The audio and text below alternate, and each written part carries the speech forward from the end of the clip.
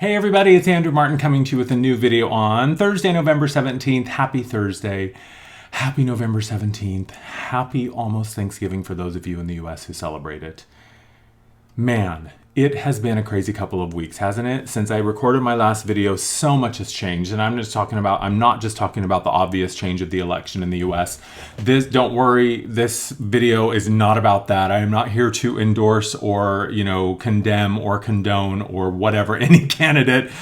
That's not the topic of this video. The topic of this video, as always, is the energies that are working through us and the collective right now. So as always, I'm looking at the events that are occurring on the planet and I'm digging beneath them to talk more about the energies that are coming in to give us a little bit of a context and understanding of exactly where it is that we are right now. So I think it's important for us to just for a second take a collective breath. Just breathe in and let it out. One more. Breathe in. And let it out. And one more time. Breathe in. And let it out. And what I want you to remember, for whatever is happening in your life, whatever comes in the next few weeks as we are finishing out the year, by the way, it's only 5 weeks left in this year. I can't believe it. Remember your breath. If you remember nothing else, if you forget all of your teachings, if you forget all of being balanced and being in the flow and being rooted and anchored and being in the vortex or whatever it is you be, if you forget it all, just remember to breathe. Because it is physically impossible for the body to have a fear or a panic response as long as we remember to control our breath. So, in through the nose, and out through the mouth. November energy update for 2016. I am calling this one the 2017 threshold. What we are seeing right now, my friends, is the friction that we are experiencing. By the way, I have my carnelian in my hand. I love this stone. It grounds me, it roots me, and it keeps me in the first and second chakra. And right now, it's all about, with these crazy energies flying around, it is so important for us to stay rooted, grounded, so that we can open the heart and live through the heart as much as possible. I mean, this is so rooted and grounded, it even looks like an organ, doesn't it? Like a kidney or something. So, the 2017 threshold, what we are experiencing right now is the end of 2016. If you think of two spheres, right? If you think of two, the edge of two circles, 2016 and 2017 are rubbing up against each other and creating all sorts of friction. That's why we are experiencing so much of the craziness and the turmoil that we are experiencing right now. We've got the end of a completion year. 2016 is a 9-year. We are not only completing just the 9-year numerically, but there are so many cycles that are completing right now. I mean, if you think just even about your own life of what you have completed this year, and then stack on that 7 billion other lives that have been completing this year, and then stack on that the collective of all of those 7 billion lives, and then stack on that on top of the collective the things that we have created as a collective, as a society, and as a planet. Think of all of the things that are being completed and just multiply that by so it's exponential, the level of completion that is occurring right now. We've also got 2017 coming in. And 2017 is a 1-year, and 2017 is nothing but pure potential. When I am looking into 2017 and I am feeling the energy, it's already starting to coming through in sessions with clients. When I am looking into the 2017 energy, it is like a blank slate. It is beautiful. It is pure. It is untouched. It is untainted. It is absolutely pristine. And that is, again, not just the one level of because it's a 1 year. 2017 adds up to a 1. It is because it is also another beginning on another level. Personally, my relationships, my job, my personal life, my relationship with my money, all the stuff that I may be going through individually, and then multiply that by 7 billion. And then that whatever it is on the collective, again, it's the same thing. It's two opposing forces in equal amounts and in equal measure that are butting up against each other because nature doesn't like a vacuum. So when something dies, when something collapses, as it is in 2016, then something that will be an equal and opposite energy, but in a higher, brighter, more clarified vibrational way, it's going to be the same thing. So for every one thing that's ending in 2016, we got every one thing that's new and beginning in 2017. I mean, I can't even talk. And you know I'm never at a loss for words. So we are completing. And what I mean by that is we are completing relative to where, and there was a little hummingbird that just flew up right there. Thank you for the message, my hummingbird friend. And the hummingbird message is, don't forget the sweetness of life. Don't forget that you can find it. Sometimes you just have to look a little bit more closely than other times. And the pattern of the hummingbird wing is a figure 8. It's the infinity sign. So it's all infinite. It all just continues and expands and goes and goes. This is not the end. Where we are is not the end. In fact, it's just the beginning. So we are completing. And what we are completing is relative to where we are in our life. And I'm going to break it down to make it very, very simple, because there's always going to be our own unique individual experience. And that's the thing, and I've been saying this for a while now, is that as these energies come in and they are more crystalline and they are more clarified, our own unique divine blueprint, our individual divine aspect is going to have its own unique interface with the energies. And so what we experience individually is going to be very unique, and it's not necessarily going to be the same as anybody else's. And that's going to continue to become more and more personalized as we proceed towards the end of the year and into 2017. But for the sake of the video, I want to make it clear we are completing. And so that some of us, those of us who have been awake, those of us who are consciously on this path, those of us who are completing a lot of the purging, a lot of the clearing, a lot of the healing, and now are in the process of transforming, we are completing the work. And if you think of a sphere, again, I'm going to use the sphere analogy. So we came in on this edge of the sphere. Maybe it was 4 years ago. Maybe it was 2 years ago. Maybe it was a month ago. Whatever it was, whenever it was, we have gone through the sphere and we have now started to move to the outer edge, and we are moving through this passage that we could call sort of like the healing passage. And now we are kind of coming to the end of that passage, and we are getting ready now to turn and to share our wisdom, to go and take it to the streets, to start the new venture, to start to the new job, or just to start to live in the new way according to the new version of ourselves that we now know ourselves to be. And we are now in turn going to be assisting those who are just waking up and those who are just entering this side of the whole awakening process. And there's going to be a whole lot of them, and they're going to have a whole lot of questions, and they're going to need a whole lot of guidance and a whole lot of help. So we are completing. Some of us are completing the inner work and are ready to move on. And some of us are completing the sleeping phase and are just now beginning to wake up and beginning to start the inner work. For those of us who have been doing the work, it is now no longer academic. It is no longer theoretical or abstract. It is actually now we are out in our lives and in our world, and we are walking the walk and talking the talk. And we are living according to what we know to be true for ourselves. The analogy that the guys have been using, and I love this analogy, it's imagine if you are a language student and you want to learn French. And so you enter at the 101 level, or the 100 level, and you do all the things that you need to do, and you become a really good student, and you get comfortable with your professors, and you get comfortable with your classmates, and you go all the way through the entire program to what, I don't know, the 500, 600, 700 level. And you become a master French speaker, and you know all the conjugations, and you know all the proper way to address people according to their age and their station, and you know even archaic stuff, and you can quote those textbooks front to back, inside and out, in your sleep, whatever. You're an amazing French language student. And then you decide to go live in France for a year. And all of a sudden you're out of your comfort zone. All of a sudden your instructor isn't there. The security blanket of your classmates aren't there. You don't have the textbook in front of you. You don't have your notes. And all of a sudden you're realizing, oh my God, I sound like a fucking textbook. This isn't how people really speak. This isn't how the slang or the vernacular or the word of the day. People laugh at me because they think, they say you sound like a professor, you sound like a teacher, or you sound like my grandmother.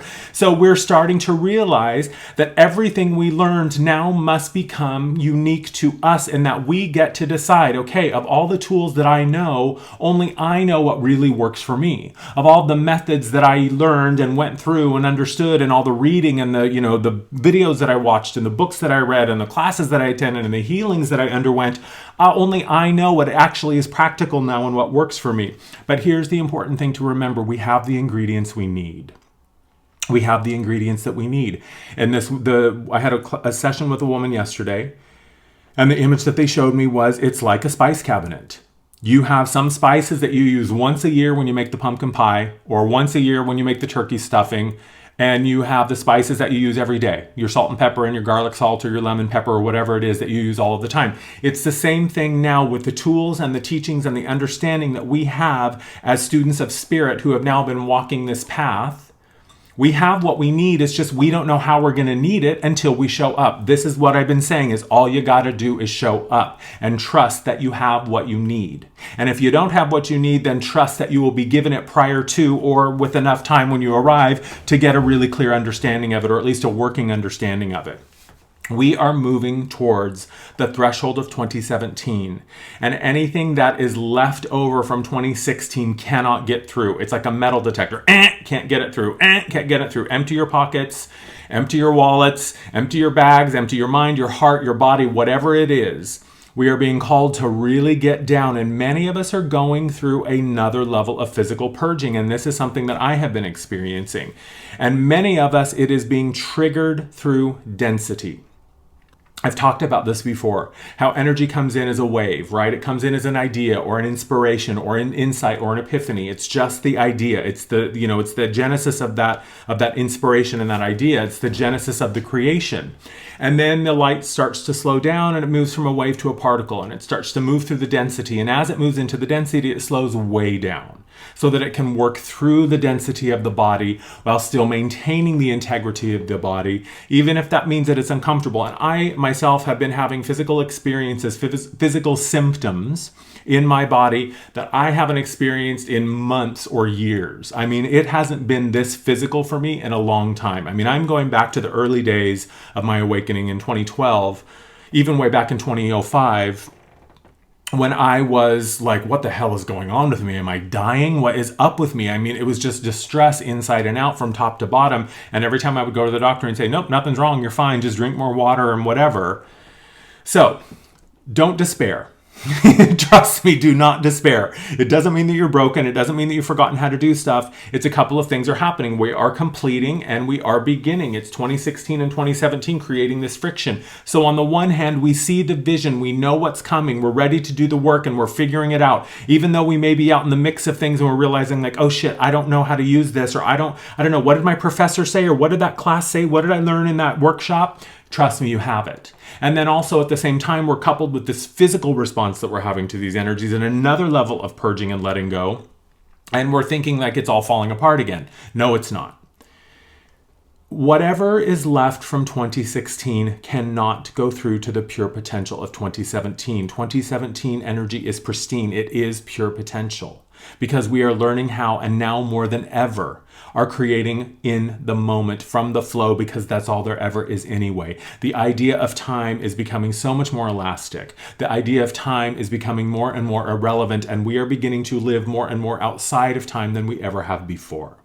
But what this requires is we must be pure. We must be purified. We must be willing to let go. Those old stories, those old expectations, and those old patterns just aren't going to cut it in the pure potential. It's like when you're out in walking around and you step in dog poo and you think you got it off your shoe, and then you come inside and that's all you can smell. And there's a teeny little bit of it still in your shoe, but it might as well be like a 5-gallon drum full of it because that's all you can smell. This is what I'm talking about. The pureness of 2017 is such that even the smallest little chunk of poo is going to be magnified so big that you will not be able to ignore it. Now, this is not to freak you out and to make you run thinking, oh my God, I have to do all this stuff. The clock is ticking. What am I going to do? I hope I can do it right. No, this isn't a pass or fail thing. It never has been. But working through density, we are all being triggered in our own way. Whatever your thing is that you haven't entirely worked out, whatever your thing is that you haven't entirely scraped off the bottom of your shoe, this is what may be coming up for you through a physical trigger. I'm going to give you a perfect example. I had a couple of nights ago, I had a big fight with a friend, and I lost it. I went into a rage and a fucking hell beast was unleashed from within me that I haven't felt in years. I have not been that angry so unexpectedly. I thought this was just going to be a very simple conversation. I approached it with like, hey, there's just some things I need to get off my chest. This had been a point of contention for us in the past, so it wasn't the first time we had had this discussion. But I really was not thinking like, oh, I'm going to rip her face off. I was just thinking like, okay, I got to get some stuff off my chest. And I've learned at this point that when something comes up for expression, to let it out as soon as you can, because you don't want to sit on it, because then it just builds the pressure around it. Right? Because whatever we resist is what persists. And it's like when I go to the gym, if I'm using resistance, the muscle gets bigger. So whatever I'm resisting is only going to grow. So I thought, okay, well, I'm going to address this head on. So I opened the conversation. I said, hey, I need to talk to you about something. And I just started, and all of a sudden I just was overcome by anger. It ripped through me like a fucking forest fire. I couldn't, and I was astounded at how angry I got and how quickly I became angry. When I was a kid, I was not comfortable with anger. I wasn't really allowed to express anger, so I never really got familiar with it. I didn't really understand how to express it and how to do it in a healthy way. You know, I have to say, personally, speaking from experience, relative to how I used to express anger, which was usually just sit on it and sit on it and sit on it until I exploded a totally irrational way. Or I would make myself sick or go drinking like crazy or whatever to try to, suppress it or numb it. So relative to who I am and my own experience with how I've expressed anger, I actually did a pretty good job of expressing these ideas that I had. In hindsight, I look back now and I say, okay, I did an all right job. I wasn't a monster. But in the moment, I was so completely overtaken by anger, it shocked me. So we ended the conversation, we mended our fences, and we agreed to kind of, call it a night and come back to the conversation when we were both feeling a little more stable and a little more rested, and we did, and everything's fine now. But the most interesting thing happened to me. That night, I came into my bedroom, I went to sleep, and I was just laying on my bed, and I was like, okay, I'm just feeling this, like letting this anger go, and I was just imagining it evaporating out of my system, and I finally fell asleep. I woke up at like 3 o'clock the next morning, burning up with fever. And I haven't been sick, like physically sick, like the flu or anything like that in years. I can't even remember the last time I was actually ill. And it was like my head was throbbing, my face was burning, it's like that weird swimmy feeling that you get when you have a fever. And I was like, what the hell? So I went and I took some ibuprofen to take the edge off the fever. And I asked my guides when I laid back, and I had the chills. I was shivering, but it wasn't the flu. I had no other symptoms, nothing, just a fever. And so I asked my guides, I said, what the hell is this? What's going on? Why am I having this? And they said, and this is the key to remember. They said, we are clearing your body of cellular anger. There is a lifetime worth of unexpressed anger hanging out in your body, not only from this lifetime, but previous lifetimes, and also your lineage. And you are just giving us the opportunity to clear this from your system. And the only way that we could get it out of the system was for you to be triggered into anger. The only way that this anger could be accessed, this cellular physical manifestation of anger that was just kind of hanging out in my body, right? It was like an impurity that just needed to be burned off, literally. The only way that it could be accessed was for me to be triggered to anger so that I could open it up, right? It's like the frequency has to match. You can't get, it's like a magnet, right? It has to match. It has to be vibrationally a match in order to drag it out and to draw it out. So in order for me to get to the frequency of anger so that anger could be accessed and then burnt off, I had to have an angry moment. I had to be triggered to anger. That was the only way to do it. So we are specifically being triggered to release our cellular stuff through the physical experience of it, through the density. So working through density, you gotta have that vibrational, energetic, emotional, physical experience of it in order to let it go. So I had a fever for 3 days. I had no other symptoms. I was taking ibuprofen as much as I could while still, not killing my liver. I was doing a little shot of NyQuil at night so that I could sleep through the night because the head was throbbing and the fever, I just couldn't sleep. But I just had to sit through it. I just had to go through it. And I just had to be conscious of what was actually happening so that if I continued to be triggered by anger, which I didn't really, once the fever kicked in, man, it was like biology took over and it just was doing what it needed to do.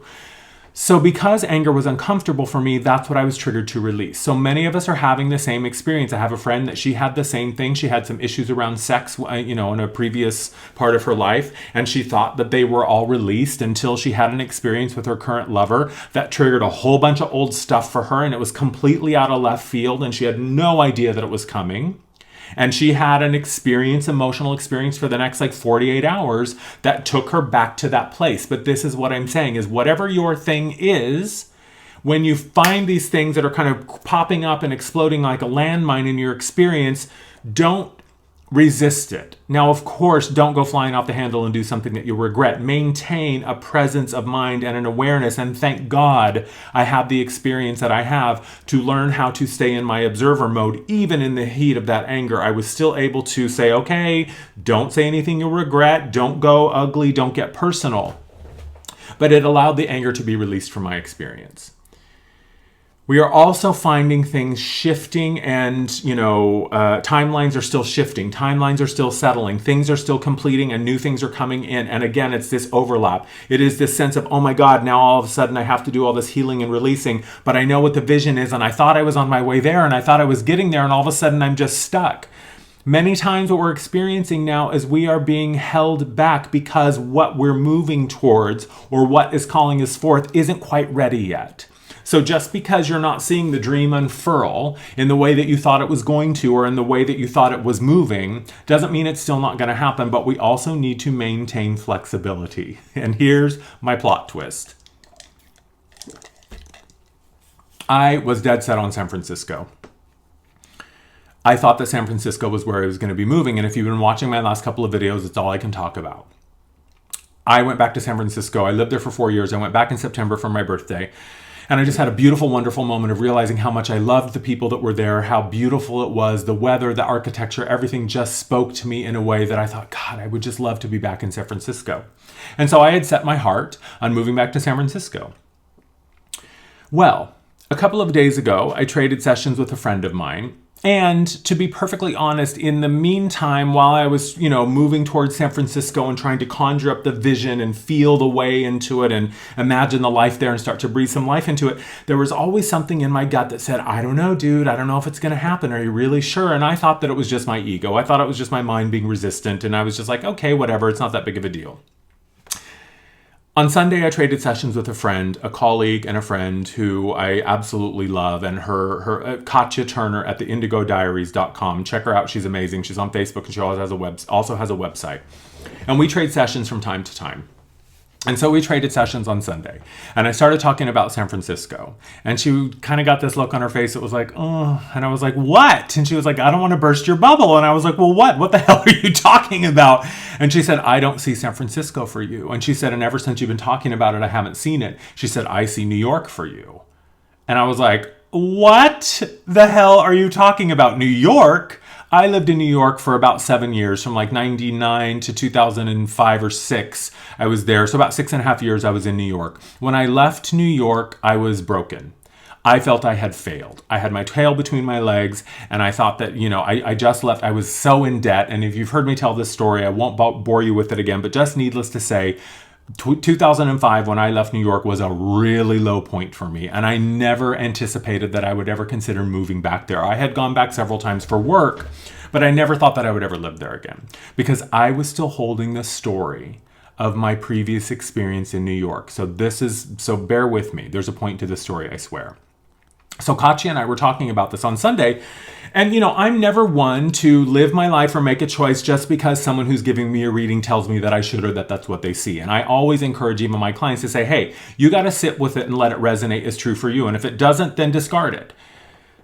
But I thought, okay, well, you know what? I respect Katya and I honor her gifts. She's very connected and very gifted. So why am I going to, and clearly this information crossed my path for a reason. So it doesn't do me any good just to toss it out without considering it. So she said, what I see, she said, energetically is that San Francisco is the comfortable choice. San Francisco is the safe choice. San Francisco is the choice where there are people waiting for you that love you. And that there are people that you are waiting for there that are waiting for you that are very safe. But professionally, she said, I don't see that it really moves the mark. And you've been talking about this big expansion in your business and doing big group work and really getting big, big, big with your stuff. And I have. That's what I've been seeing. And I mean, I've been talking about it, but it's also what I've been shown and what my guides are saying. So I've been saying, all right, show me where to go and I will. Wherever the bigness is calling me, I'll follow. She said, and I don't see that for San Francisco. She said, and what I see in New York, she said, the level of, growth and expansion that you're moving towards will be so much more supported by the energy in New York, and the resources that you require to get to the level where you are headed, they're in New York. And I do have lots of great friends in New York. People that I love very much live in New York.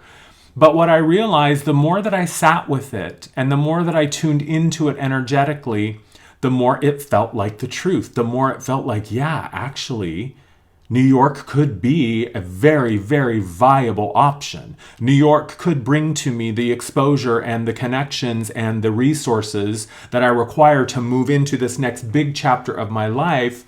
And New York challenges me in a way like no other city ever has. And from my own personal perspective, New York is my dream because I don't have a car and I don't need one. And it's an efficient city. You can live in anywhere in the city you can live, and within like a 5-block radius or a 10-minute walk or a 10-minute subway ride, you have everything that you need.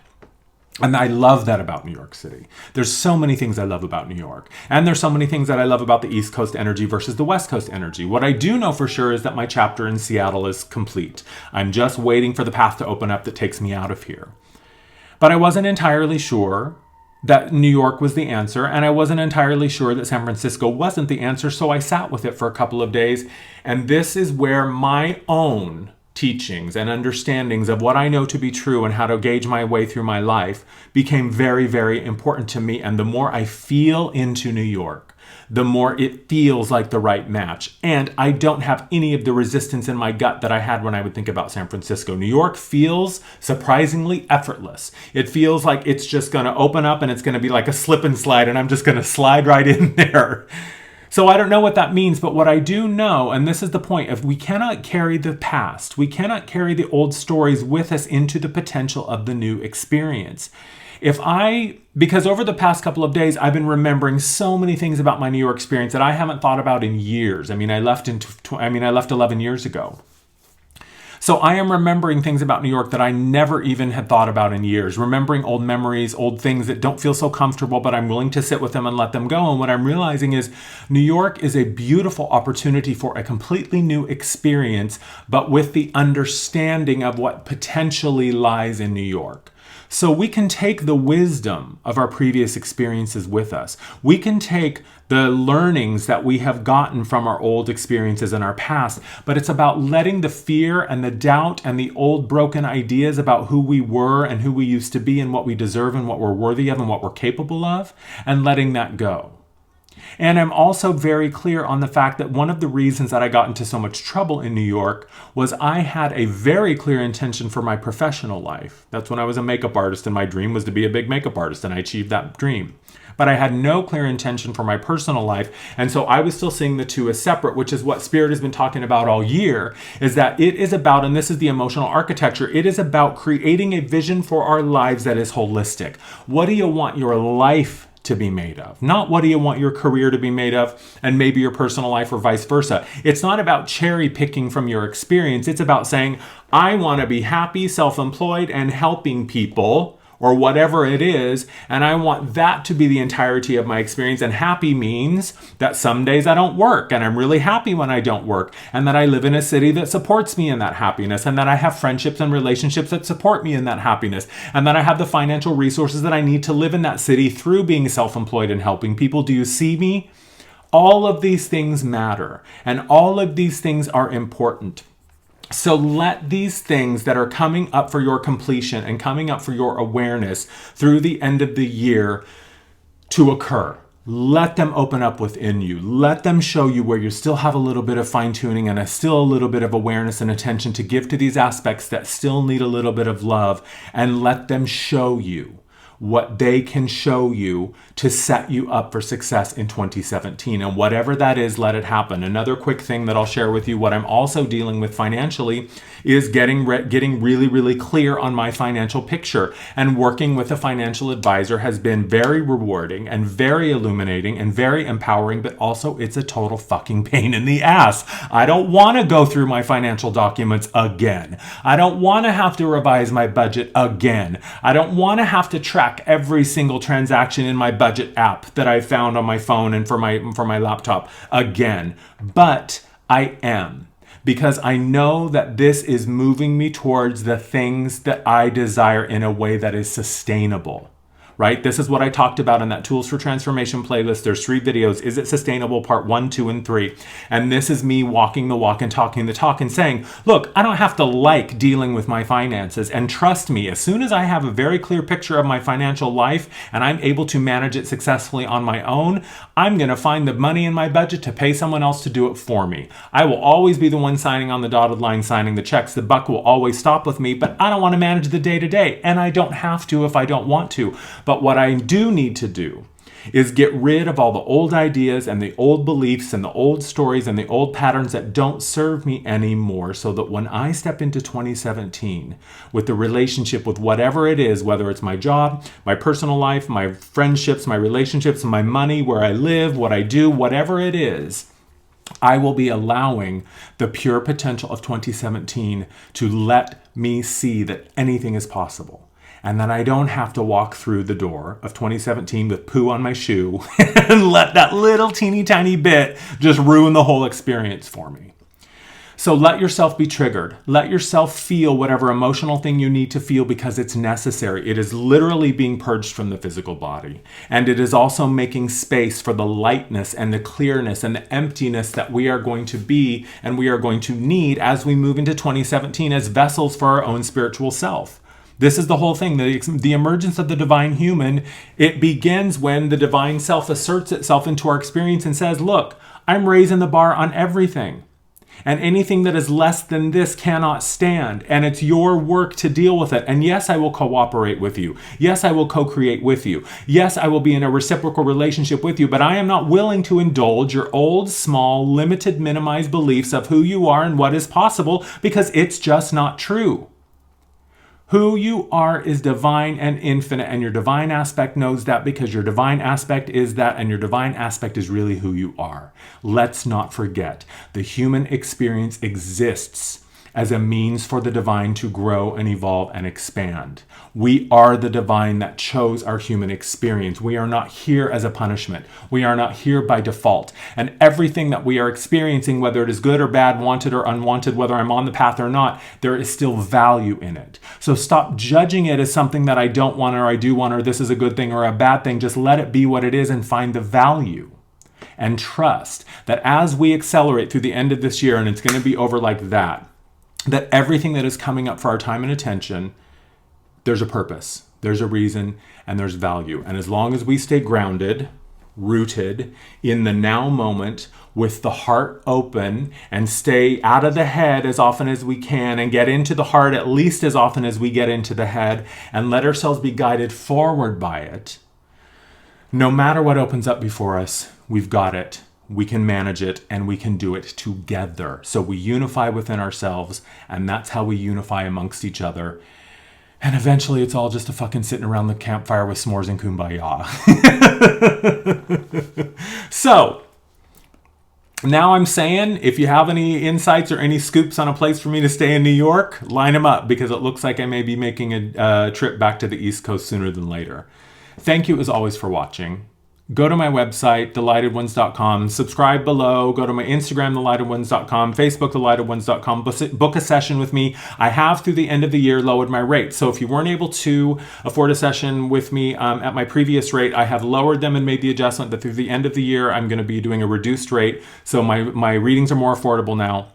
I will be sending out my newsletter at the end of this month for the December Soul Expansion and the live stream event. So sign up for my newsletter. If you go to my website at the bottom, there's a place for you to put your name and address, email address.